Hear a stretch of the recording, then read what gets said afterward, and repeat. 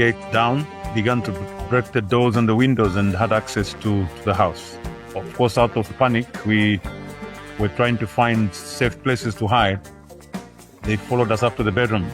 And the moment they entered my bedroom, where I was with my wife and a colleague of mine, who's a former Minister of Transport, they immediately opened fire.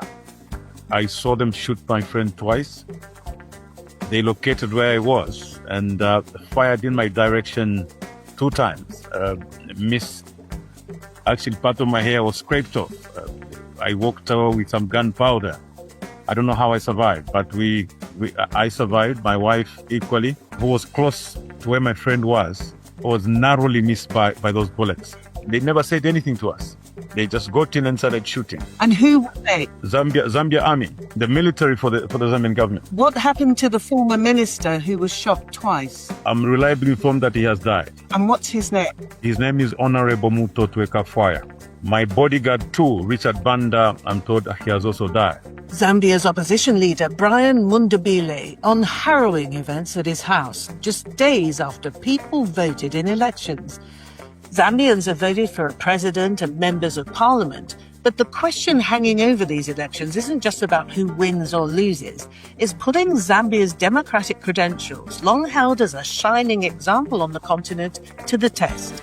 I'm Martine Dennis, and this is Africa Here and Now. There are a number of people we can't account for, because from the time it happened, we've had no phones. It's been very difficult in trying to keep safe. We can't account for a number of individuals that were with me in the house at the time. We scampered in no direction because you have 70 people breaking the house down. Each one of us was trying to find some safe place to hide. So my presidential spokesperson, who is a member of parliament for Lukasha, George Chisanga, is equally missing. We have a gentleman, Patrick Mwansa, is also missing. The nephew of mine, Francis Mulenga, is also missing. My driver, Moses Mutambo, is also missing. Yeah, there's quite a number of individuals, apart from the security that were outside, that are still missing. We do not know whether they're still alive. So you've been given no indication as to where these people are and what their condition may be. There's been no information at all. The government has remained mute. At some point, they were refuting. They actually were saying there was no attack at all until we took cameras there. The heads of missions, observer missions, visited the site yesterday. They've got all the pictures and everything. Yeah, because the government is saying that you and your opposition colleagues are making up a lot of this, a lot of these stories in order to deflect away from what they say is an election that you're losing. Not at all. Not at all. As a matter of fact, it's the other way around. We have had a number of concerns from Friday. The Electoral Commission of Zambia announced the suspension of the announcement of results. We questioned the reasons. There was no reason whatsoever that would warrant or merit the suspension. They made reference to violence on the streets. Our response was that the 2021 election was very violent. As far as we're concerned, these elections have been fairly peaceful. And therefore, we wondered why they had army trucks all over the streets and also army personnel around the polling stations. So we further raised concerns, Martin. Our concerns during that period of suspension, the Electoral Commission of Zambia called for Gen 20 forms, which are forms that are filled at the polling station level to show the results, presidential candidate, parliamentary level, and councillor level. So during that time, there was a suspension. The Electoral Commission of Zambia called for these Gen 20 forms. It's alleged that they called for these Gen 20 forms, a procedure that is not supported by any law, because those forms are supposed to be transmitted through laid down procedures and not to be called by the Electoral Commission of Zambia to the districts. So we wondered why these forms were called to the districts. We are equally concerned about the chain of custody of these electoral materials, including ballots, because now the army and the intelligence officers have been involved in the handling of these documents. something we find to be very unusual. So very unusual is what you say. How much confidence do you have, Mr. Mundubile, in this election yielding a credible result? From what has happened so far and what I've described, this election cannot yield credible results. And I want to repeat, a credible result is where the electoral materials, the chain of custody, the handling is through laid down procedures. There is nowhere in the rules that electoral materials are handed over to the army officers or indeed intelligence officers to possess them for some time before they're handed over to the rightful authorities. Secondly, the original information comes from the polling stations and is recorded on a form we call the Gen 20. That's the origin of every result. Now, if these Gen 20s are called by unauthorized officers and keep them in their possessions, there is a possibility for alteration of these particular documents. This is where our questions are coming from. Hence the questioning of the credibility of this particular election. And how are you going to respond? What are you going to do once the election result is finally announced? How are you going to respond to that? Well, it's maybe too early to speak, but what we are insisting on now, we cannot accept a presidential result merely because it has been announced. If credible and material questions concerning the underlying electoral records remain unanswered, these are questions that we put through to the ECZ. They need to provide answers. So they do not expect us to accept the result just because it has been announced. Now, very early on in this process, you actually questioned the independence of the ECZ, which is the Electoral Commission of Zambia. Is that something, are you still maintaining that you doubt the independence of members of the Electoral Commission? Yes, indeed. I doubt the independence of members of the Electoral Commission. To the extent that even the suspension was motivated by the UPND as a party. We were reliably informed that the ECZ had a meeting with the UPND as a party before they announced the suspension. So it was not a decision that they made independently. It was a partisan decision that was influenced by participants in this particular electoral process. And your complaint about the makeup of the Electoral Commission was part of an array of complaints that you were making about the general conditions under which you were forced to campaign. Tell us more about that. I mean, for instance, you said that you were forced to cross Zambia by road. Exactly. It all started by soon after the official campaign started. ECZ decided to suspend campaigns when we were already out there and our people already in the field. We lost 5 days, and yet we only had under 90 days to do a countrywide campaign. They set up a timetable for us, which we followed religiously. But at every juncture, the police stopped us from holding our meetings. It was a struggle every day just to hold a meeting. And, this caused untold misery and difficulty in us conducting our campaigns. We, however, tried our best to go through 9 out of 10 provinces in the country. And why haven't you been to the 10th region in the country? When we were doing our 9th province, we experienced shooting. We were tear gassed, something that we had experienced in 3 other provinces. But the one in the 9th province, it was really bad. The violence from the police, the violence from the UPND political cadres. We were later informed that the attacks on us would be worse if we went to the 10th province, being the stronghold for our colleagues. So we decided to have a virtual rally instead. And how would you like these particular issues to be resolved? What should take place, in your opinion, that could rectify some of these problems that could lead to your disputing the actual result? Well, first of all, we've asked very pertinent questions. We want to know why the army is involved in managing this election. Why are they involved in holding on to the ballot papers? They are custodians of electoral materials. They are taking over polling stations. We've given examples, for instance, in the northwestern part of the country, Chavuma and Zambezi, it's the army that has been moving those documents, meaning they've been in possession of these electoral materials. There's some alleged manipulation of results in the opposition strongholds, where the tallies are not allegedly being manipulated. We've asked specific questions to the Electoral Commission of Zambia and would want answers from them before we can accept any result that has been announced.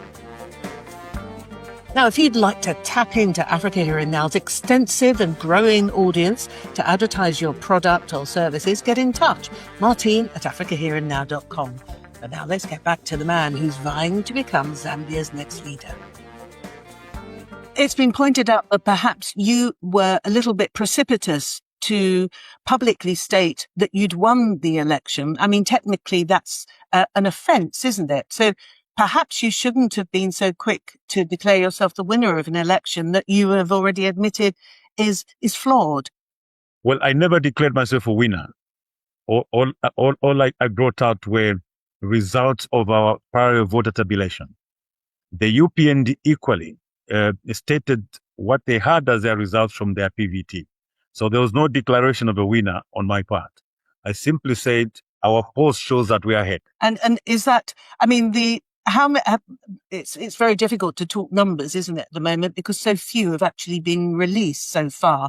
But you're still confident, are you, that this new grouping that you represent, that was only formed a couple of months ago, you're still confident that you've got this in the bag, that you can win this election? Exactly. It's a well-known fact. ECZ knows that. They posed the result after they saw what the position of the result was. It's a well-known fact that our tally was way ahead of that of the UPND. You've actually gone public as well and suggested that there are foreign mercenaries in Zambia that are being backed by a foreign power. Can you be a bit more specific about that? Yes, like we stated earlier, there were several attempts on our lives during our campaign trail. And clearly some of the people that were found to be attacking us were not Zambians at all. They could not speak the language. We discovered they may have been coming from across the borders. So the threats on our lives did not start yesterday. And I think we made this very clear. People thought we were merely speculating. It was indeed confirmed on Friday, with the arrival of the army at the residence, with no reason at all. We committed no offense. And as I speak to you, I know not of any offense that I may have committed that would warrant, the soldiers to come and attack my family. And how was that? How was that situation resolved? You said that you and your family were attacked. Were you taken off the premises? Where were you taken and what happened? We were taken off the premises. All of us were taken off the premises. There were a couple of vehicles where I was put in a different vehicle from my family. They drove us to the police headquarters. And later they drove us to another place they call the command center. It's a center for the intelligence. So an officer approached me. I asked him, I requested from him to release my family, that they were not involved in all these politics, and that they should release my 12-year-old children and my wife to go back home. That's when he informed me that he would actually also release me so that I can be with the family. And 30 minutes later, we were actually released. The rest of the people were still being held. I was not told under what authority they released me, because I didn't even know under what law I was arrested. I was just later released like that. Many people have pointed out that this is not the Zambia they know, that political conditions, democratic situation has declined dramatically in the last 5 years, obviously the term of this president. But you yourself obviously were a member of the PF, the Patriotic Front, which is also ascribed, is held responsible for having an appalling record in terms of governance, in terms of democracy and human rights. I mean, do you have any kind of regrets now as to what you were obviously part of when you were a member of the Patriotic Front under Edgar Lungu? Yes, indeed, Martin. The PF had its own shortcomings, but it did not descend to this level that we've descended to.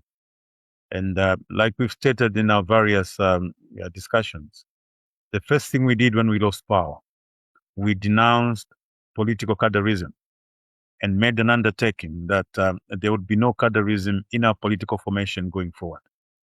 We have demonstrated that. We went to 9 provinces and had close to 70 political rallies.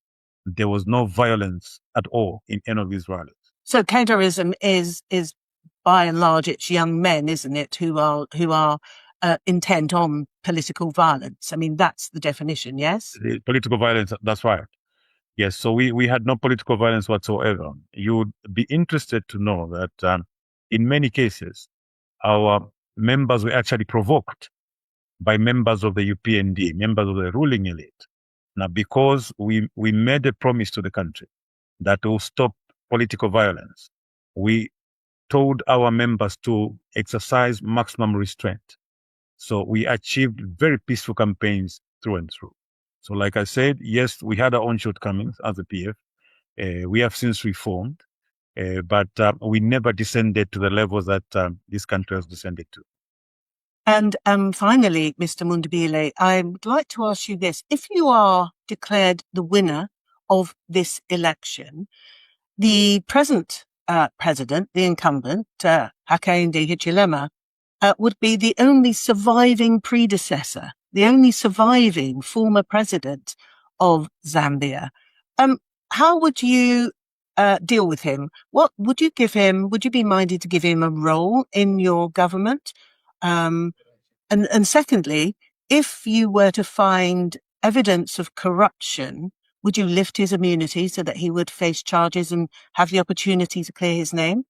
I have made an undertaking before the Zambian public that we do not only want to change government, but we also want to change how government works. One of the things we promised the Zambian people was that we were going to look after the former president. We are going to change the trend and ensure that the office of the former president is respected. I assured my dear brother, the president of Zambia, that he should not expect any persecution from my side. We will protect his office and ensure that we give it the dignity that it deserves. So I would like to repeat here that that remains the position. That remains my position. And if you were to find evidence of corruption? Well, if there is evidence of corruption, I must be very clear. We will not interfere with how the government governance institutions operate. Yes, because it would be wrong for me now to immediately state that will interfere with how government institutions are operating.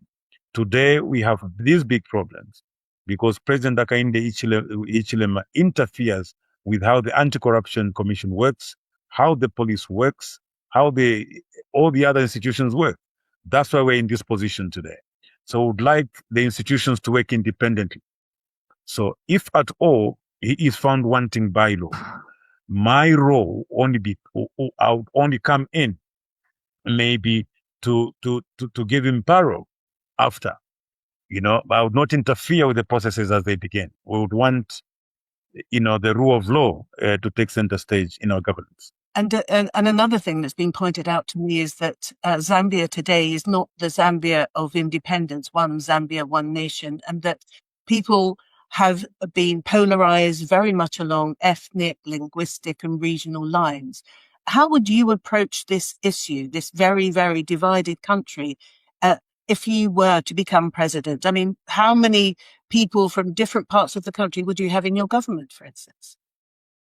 Yes, like I said, everything starts from what we're telling the people now during the campaigns and in our manifesto. So in our manifesto, we have talked about reconciliation as our first assignment. And secondly, when you look at our Republican Constitution, under Article 259, it talks about a regional diversity in making appointments to public service. So that is actually provided for by law. So our commitment is that we will go by what the Constitution provides when it comes to appointments to government office.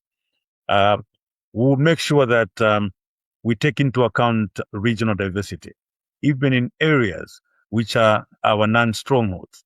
We'll make sure that we incorporate people from those areas to senior positions in government. That is one way of uniting this nation. What has divided this country is exactly that. So we'd like to reverse the trend. Well, what did you make of that? Brian Mundubile, who wants to become Zambia's 8th president. We were talking on Sunday, the 16th of August. Let me know your thoughts. Drop me an email, martine@africahereinnow.com. Remember to like, subscribe, and share.